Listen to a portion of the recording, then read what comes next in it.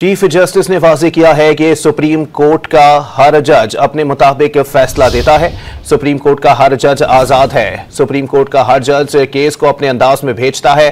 कहा कि जजेस पर तनकीद होनी चाहिए, लेकिन तामीराती तनकीद हो। सुप्रीम कोर्ट प्रेस एसोसिएशन के मेंबरान से मुलाकात में जस्टिस याहिया अफरीदी ने बताया कि चीफ जस्टिस पाकिस्तान बनने का फैसला इतनी जल्दी में हुआ, मैं हल्फ बर्दारी का नया सूट भी नहीं खरीद सका।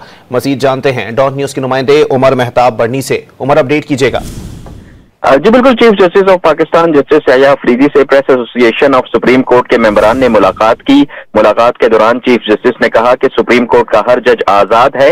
हर जज केस को अपने अंदाज से भेजता है। जजिस को ब्रैकेट नहीं किया जाना चाहिए। जजिस पर तनकीद होनी चाहिए, लेकिन तामीराती तनकीद हो। मेरे चीफ जस्टिस पाकिस्तान बनने का फैसला इतनी जल्दी में हुआ कि मैं हलफ बर्दारी का नया सूट भी नहीं खरीद सका। चीफ जस्टिस का फैसला सरत के साथ हुआ कि मैंने कुछ और सोचा हुआ नहीं था।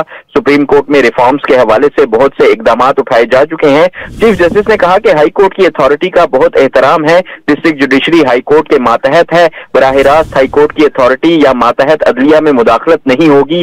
चीफ जस्टिस का कहना था कि सुप्रीम कोर्ट एक टाइटैनिक है, इसको आप तब्दील नहीं कर सकते। तहम सुप्रीम कोर्ट की सिमत को तब्दील करके इंसाफ की फराहमी बेहतर बनाई जा सकती है।